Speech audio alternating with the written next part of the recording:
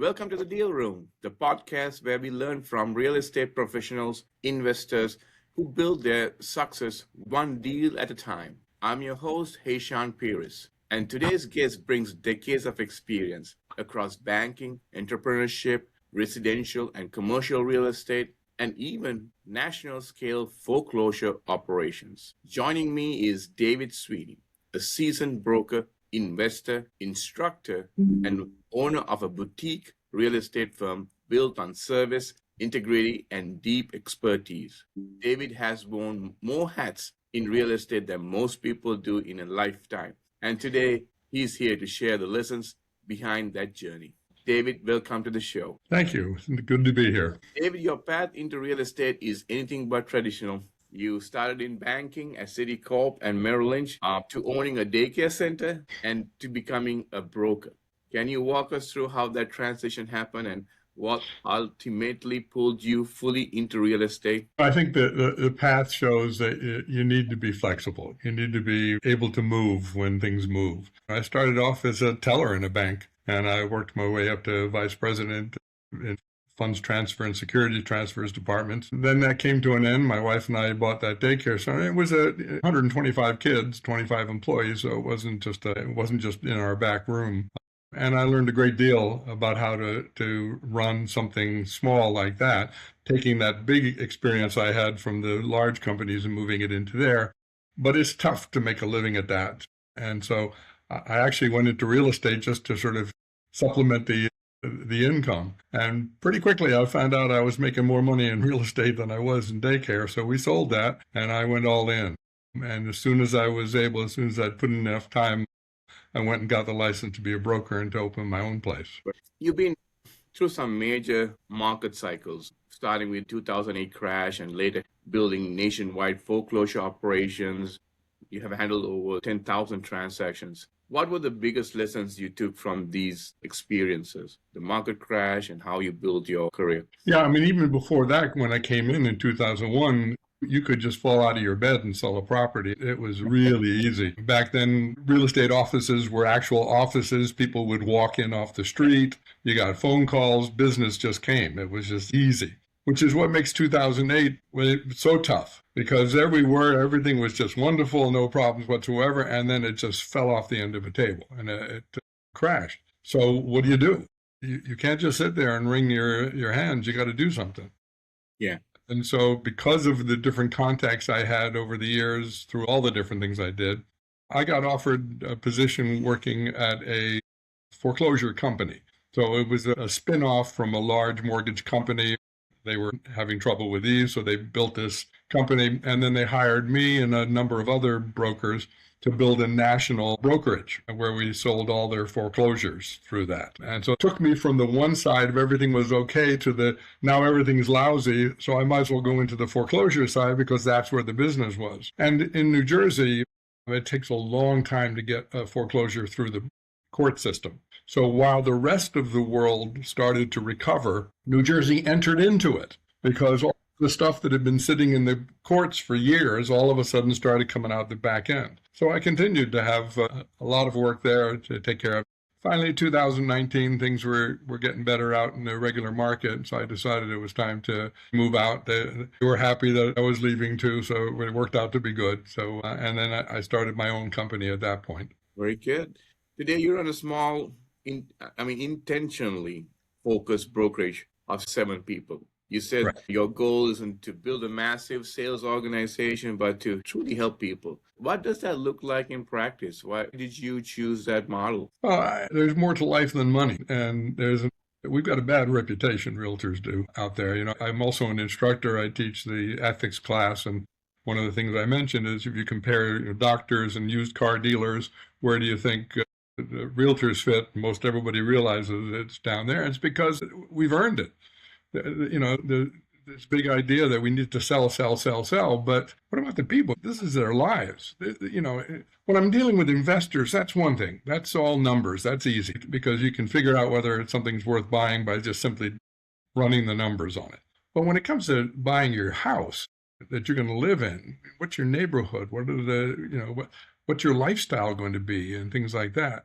And I think that's part of what it is that we should be offering to people. And so I decided that I would build this company with people who felt the same way about it. So we're not as concerned about making sure that we have tons and tons of work. We would rather concentrate on helping people to build those lifestyles. Nice. You worked across residential, commercial, and investment deals. Yep. What would you say is the biggest challenge you face in your business today? Well, the biggest challenge, I think, is making sure that we stay relevant, making sure that we stick with this. I mean, AI is coming along, and that's a tsunami that's coming at us. I mean, there's really been three major changes in real estate. So the first one was way back in the 70s and 80s when MLSs came around. So that completely changed. It changed the entire focus of real estate.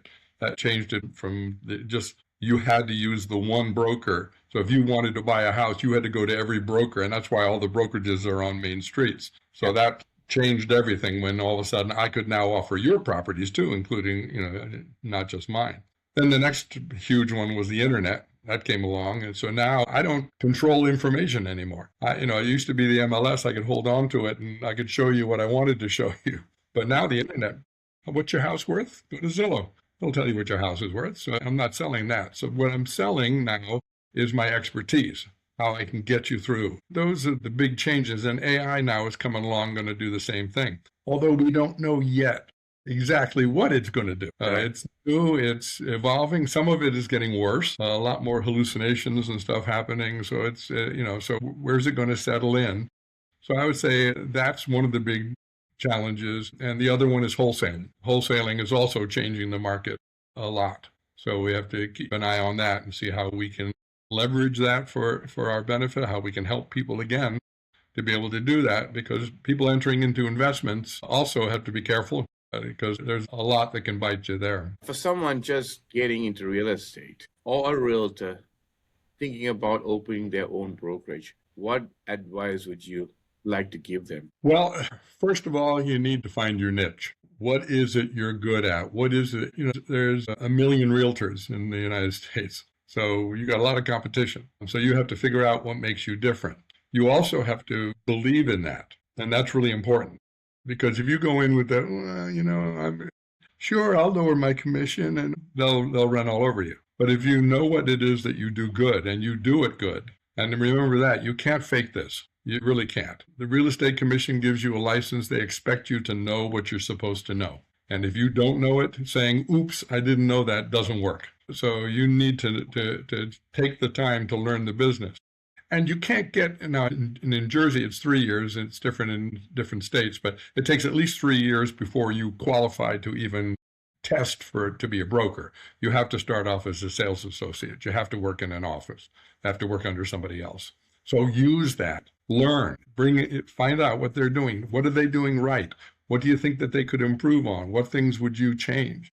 When I came in back in the beginning of 2000, most of the realtors had no idea what a computer was, much less how to use it. I came in having run data centers. I knew exactly what I was doing. So that was my niche. I used that to help me to be able to. Now everybody knows it. Everybody's out there with their websites and Facebook and everything else. So they're all out there. So you need to figure out what your niche is and then learn that, pick it. Now, I do several different things. But don't enter in doing that, because you spread yourself too thin. You don't become an expert in any one of them. Now you can become an expert in one, move to another, become an expert in that. You can do it that way and build to the kind of thing that I've got. But you need to concentrate on what it is that you're good at and make that work. Great advice, David. I think that's very important, knowing what you're good at, finding your niche. You have to communicate the fact that you know what you're doing. And so that's your self-confidence. And I'm good at what I do, and I know I am, so that it comes across to the client that way. Absolutely. In the previous question, you talked about AI coming into the picture, and you mentioned it like a tsunami.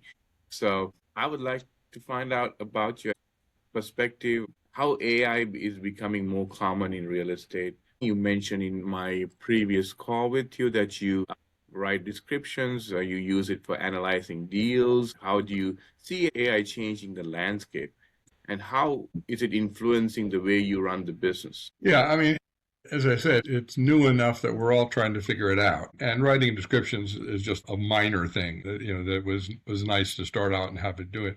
But analyzing deals you mentioned, I mean, that's a great thing. I have spreadsheets that I've built over the years that I use to analyze investments to make sure that they are profitable. That can all be loaded in there and have that do it in a fraction of the time it takes me to do it. And there's a lot of other things. But the key to remember is it's a tool. It's not the business.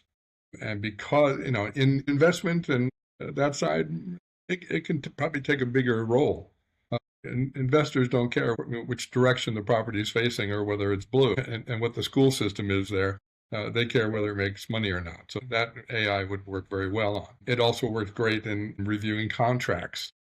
But again, you got to be careful. Let it review it, let it tell you, break it down, but double check things, make sure that they're right. There are things you need to bring an attorney in to make sure of, no matter what AI is telling you. Don't trust it completely. I've noticed in little things where AI is, in just my personal business, yesterday I had to find a FedEx office. So I asked it where and I had picked up my papers at 6:00. I needed a late drop off. So it sent me to 2 different places that had 7:00 drop-offs. There was nothing there. It didn't exist. So that's what I'm saying. I know that's a little example, but it's to say be careful. And even at the bottom, it tells you on every this is AI. It could be wrong.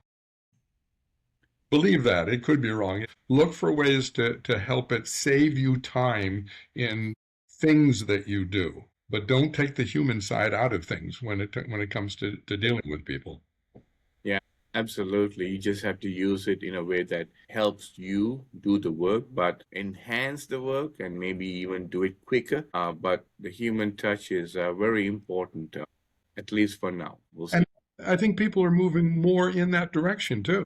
Again, the tsunami for the internet and all of the Facebooks and Instagram and everything else kind of took it. Everybody was thinking you have to use those exclusively. And I think people, I'm finding more they want to know what you know, and they want to rely on you to help them through the transaction rather than just letting machines do it. So I think people are looking more towards that idea, doing actual phone calls and instead of texting and things like that and meeting them in person. I'm finding people like that more. Absolutely.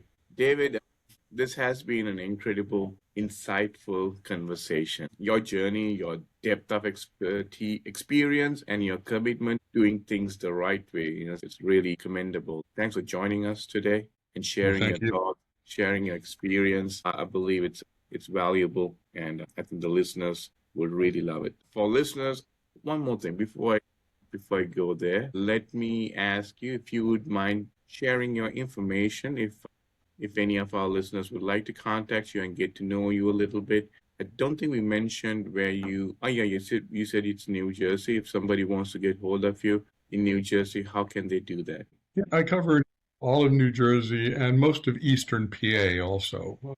And people can get me either by email, david@davidmsweeney.com, and that's the best way to get me. You can text me or call me on my phone, which is 908-963-0428, and the website is davidmsweeney.com. And I'll have all that information in the description as well, so that anybody who wants to get hold of David, the information will be there. Thank you again for joining, David. Appreciate your time today. And to our listeners, if you enjoy this episode, be sure to subscribe and share with someone who's looking to grow in real estate. Until next time, keep learning, keep investing, keep building your deal, and keep moving forward. Thank you, everyone.